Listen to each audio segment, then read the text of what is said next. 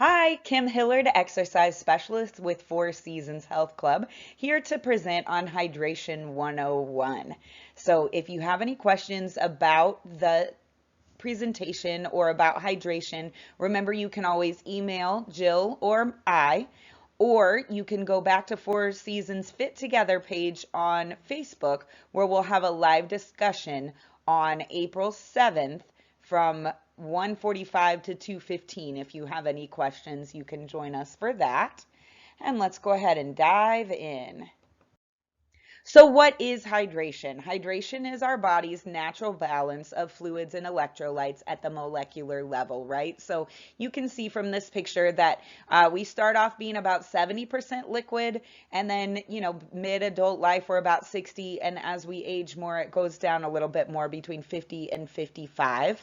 So the ability for our body to hang on to those fluids actually diminishes as we get older. So that's a little bit different than, of course, when we were younger. So we kind of notice that in all sorts of ways on our faces and other things. Our ability to recognize thirst also diminishes as we age. So we want to make sure that we're really paying attention to our hydration levels.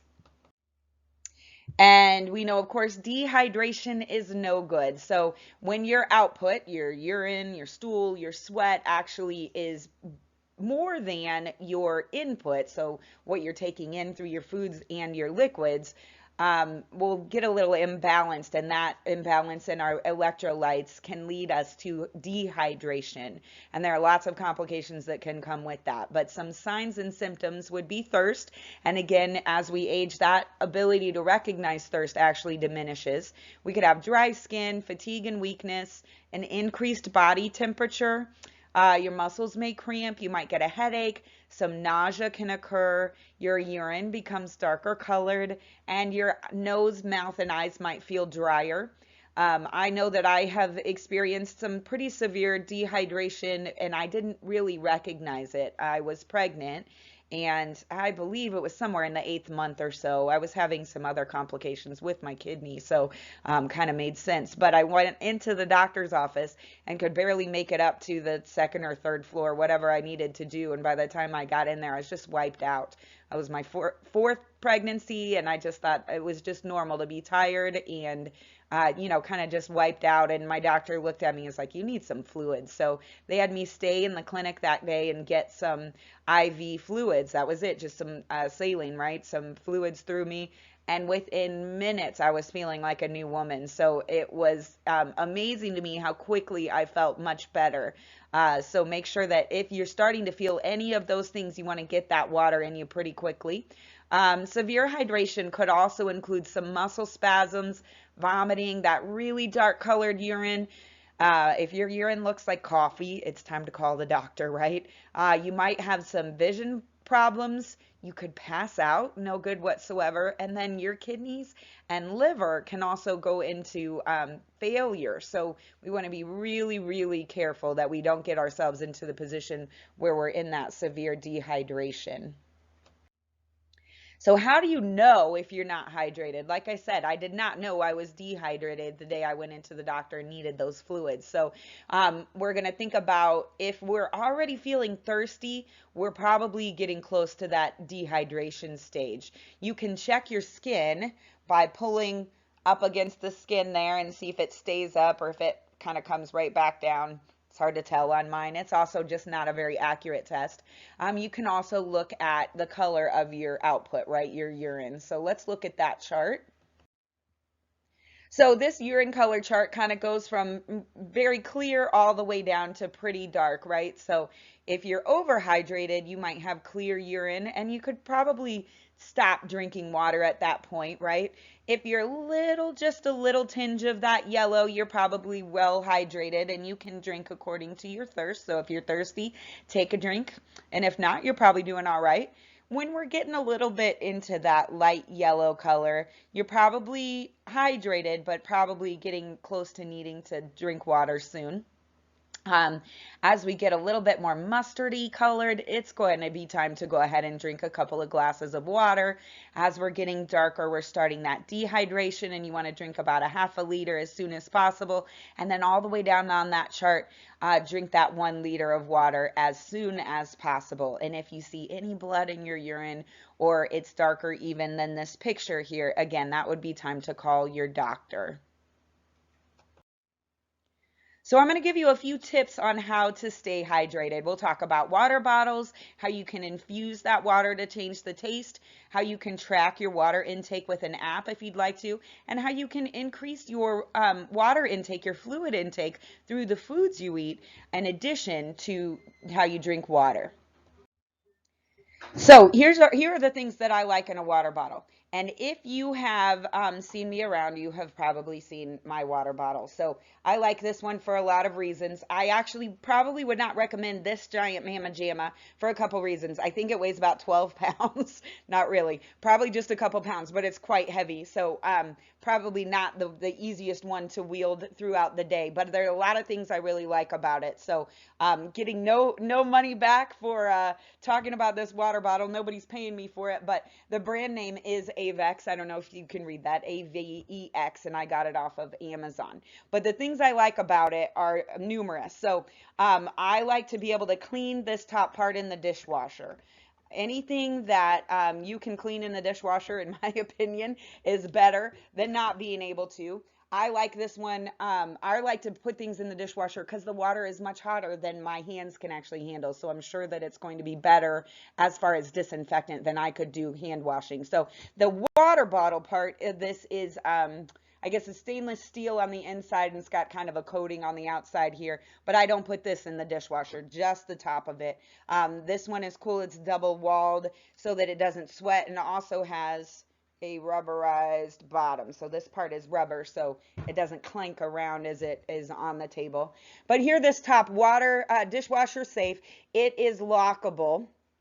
So I can just push this little button here, and then this portion right here that would open up for me to drink is locked. It will not spill. It's airtight. It will not let anything out if it's in my bag. I can close the top of it, which also makes it nice, especially for any germs. So when it's just sitting around in my office or somewhere else, I'm going to keep that closed and then open it up when I want to get a drink. If it's out of my bag, I'll have it unlocked. And I like this part because there's just this very simple button here that opens that top part. So I don't have to unscrew or rescrew a lid off and on, and I like this one. So this is my favorite. It also, this part comes apart for when you're washing it. So now this part that my mouth would go on is also going to get nice and clean, and it's open from its bottom portion. So that just clicks right back in place when I am done. So I like this one for all those reasons. I've definitely been in class before. Maybe you were there when I had one of those nice, it was a big, beautiful water bottle that I was able to, unscrew and rescrew the lid on it, knocked it over during class, had to stop class, get it cleaned up. No good for anybody, right? So I like, what did I say it all? I don't like that. I like that it will not sweat. If I set it down, it's not going to sweat anywhere. And then it's all lockable and safe for germs and that kind of stuff, and able to be washed in the dishwasher. So make sure that you get something that is manageable size wise. This guy's like 40 ounces, which is quite a bit. So something that you don't have to refill 100 times during the day, but something that is manageable as you put it in your bag or as you bring it with you to class and such. So this is a good one. Let's get a drink. I also like to put my own stickers on it if you didn't notice. I've got my kids' school, Bloomington High School, Go You Raiders, Fusion Brew, my favorite coffee shop in Normal, and then some stickers from the vacation that my family and I took this last summer. So having it unique to you makes it, you might be more apt to use it if you really enjoy looking at it. All right, another idea is to use an app to go ahead and help you track your intake. So there are 5 apps here on this page that you can just click on that link and look at them. One of them is like you're watering a plant. So every time you drink 8 ounces, you water your plant and you watch it grow throughout the day. There's a couple of other things. There's an app that will actually give you kind of a noise to remind you to drink water, glug, glug, glug, something like that, and kind of gives you an alarm like that on your phone. That's something that can help you. I like to use the MyFitnessPal app to track both my food and my water. So if you're already using that for your food, go ahead and add in the water portion if you think you need to.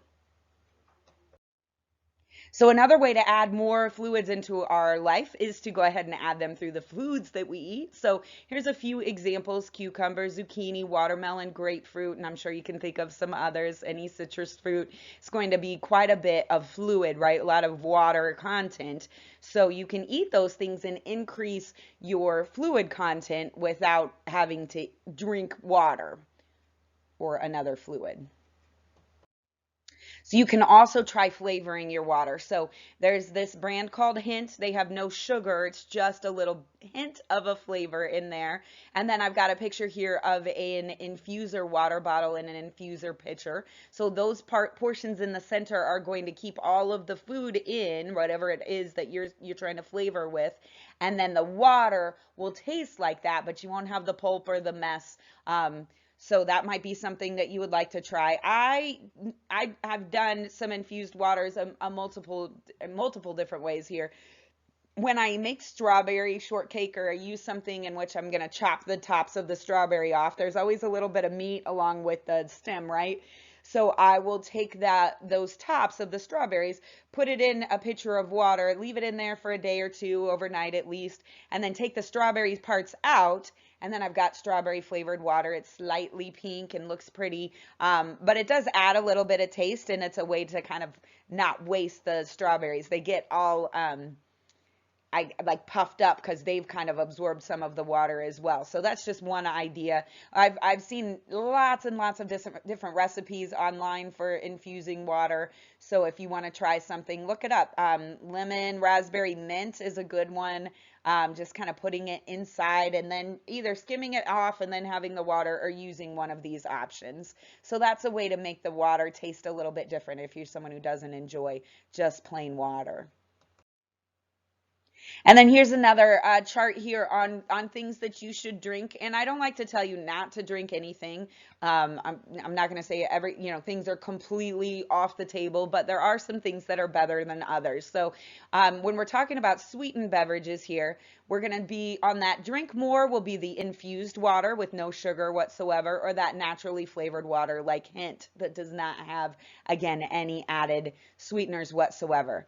Drinking some, the middle category there has vegetable juice or artificially sweetened water. So vegetable juice is okay in small amounts, but it's always a little bit better to just eat the vegetables if you can. You'll get the fiber that way, and you'll get more of the nutrients. But if you want to drink a little bit here and there, that's fine.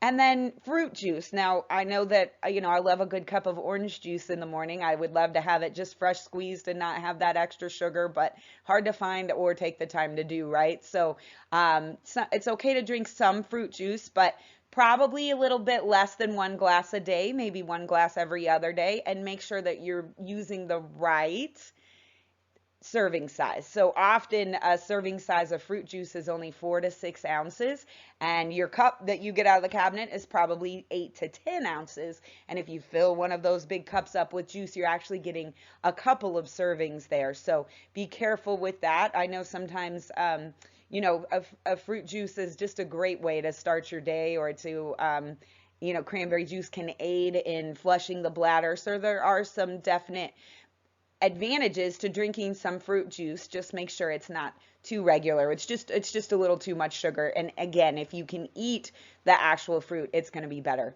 than just drinking its juice. Okay, so here is the age-old question. How much water should I drink in a day, Kim?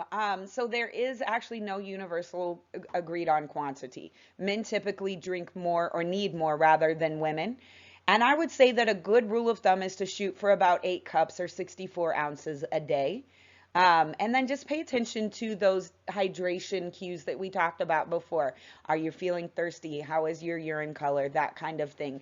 And if you need to drink more, drink more. So I told you that my 40-ounce water bottle is what I deal with in a typical day. So I try to drink 1 full bottle before lunch, 1 full bottle after lunch, and then It's kind of tapered down a little bit as we're nearing bedtime. So I'll do about 20 ounces probably toward the end of the day, maybe more like 8, kind of just depends. And on those days that I exercise more, I'm going to drink more. So we're going to talk a little bit about that. Now, I probably exercise and sweat more than a lot of people, so I definitely need more water. And it's something that I have found for my body that that's more of what I need. So you'll kind of figure that out as you go along, as you're paying attention to those cues, what exactly you need.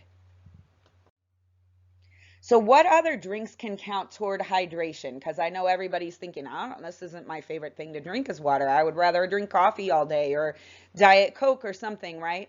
So we're going to talk about two categories that often are a little bit, hey, can I drink caffeine? Can I drink alcohol? Will those count toward hydration? So caffeine is a diuretic, which is a kidney stimulant, right? That makes us urinate more often. So if we are drinking a lot of caffeine, it will probably empty us a little bit more often than we would be usually. So some would say that that diuretic effect does not count against hydration, but others would say that it does. So again, you'll watch those hydration cues and see how you're doing.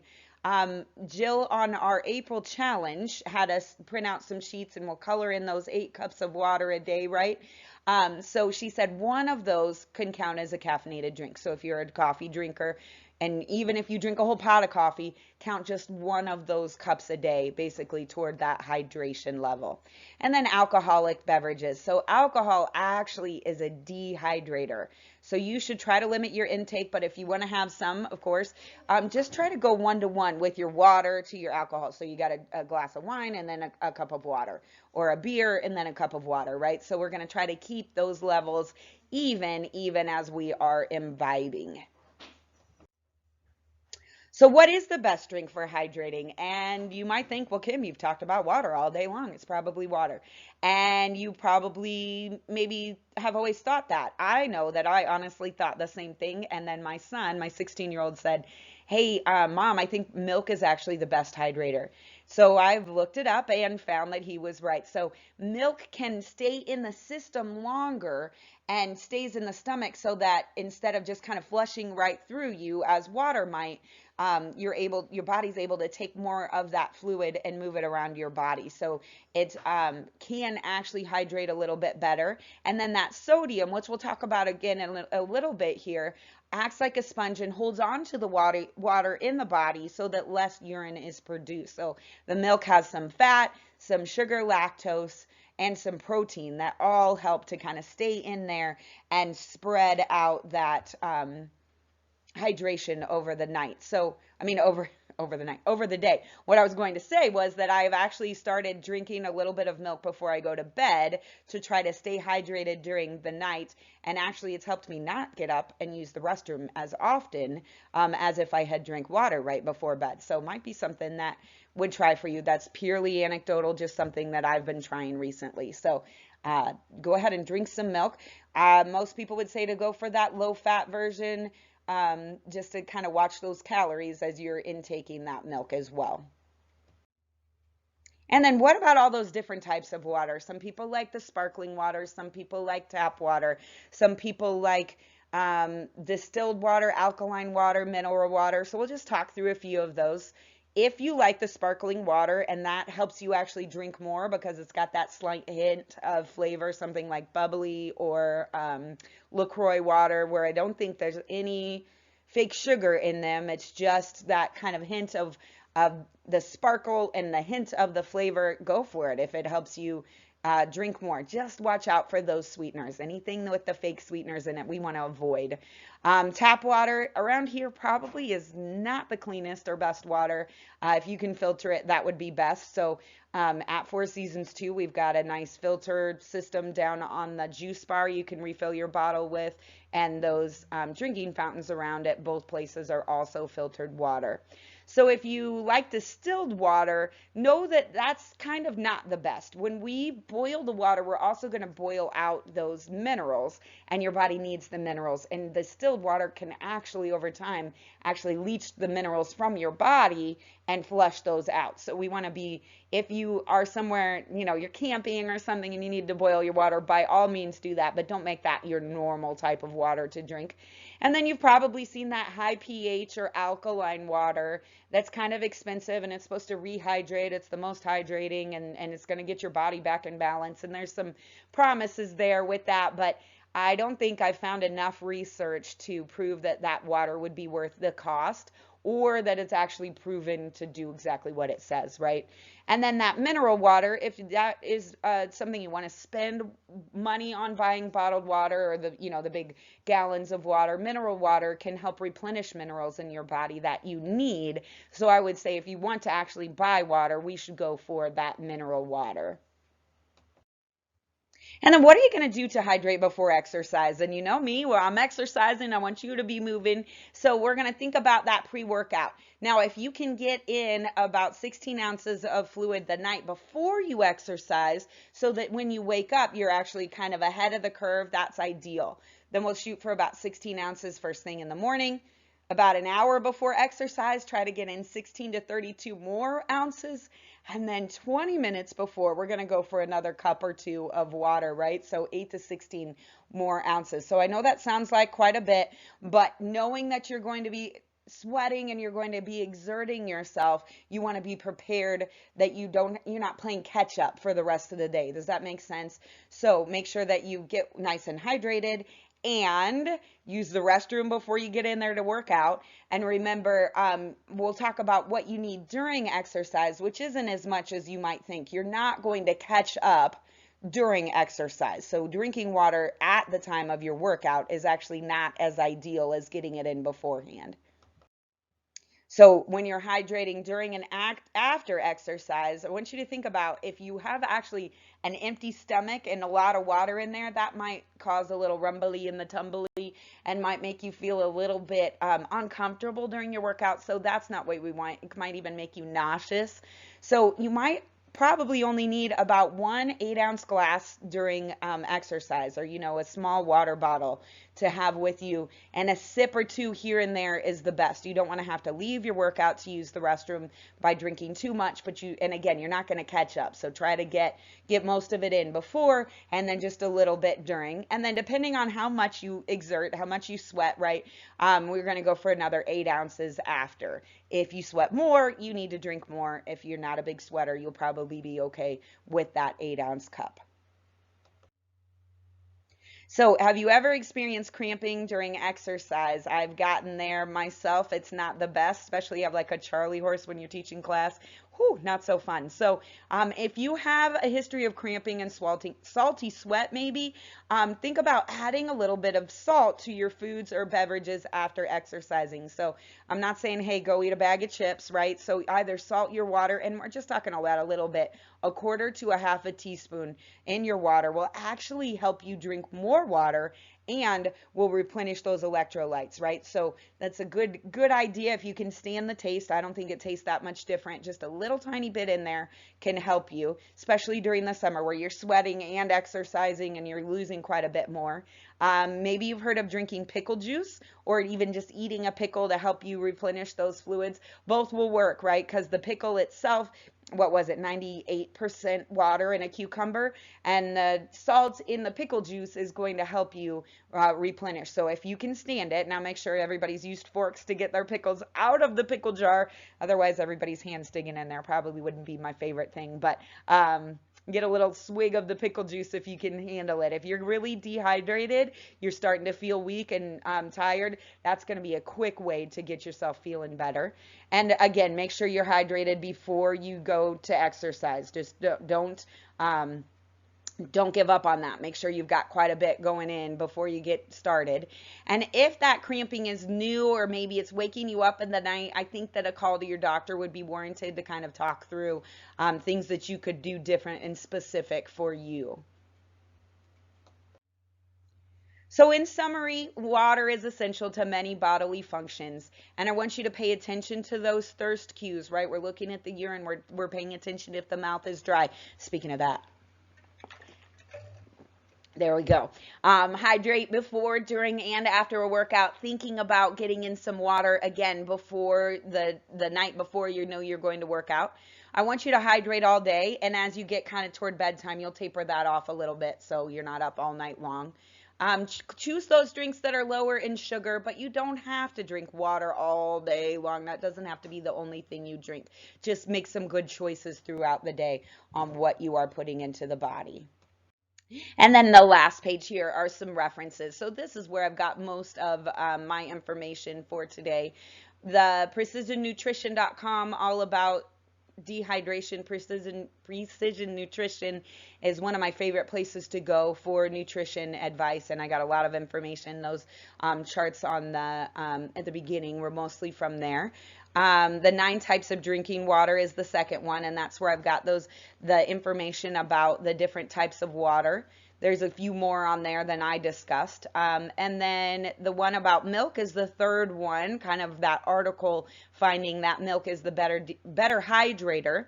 And then lastly is my email. So if you have questions, put them on Facebook, or go ahead and send me an email and I will get back to you as soon as possible. Jill is also always available for questions. All right, thanks again for joining me and have a wonderful day.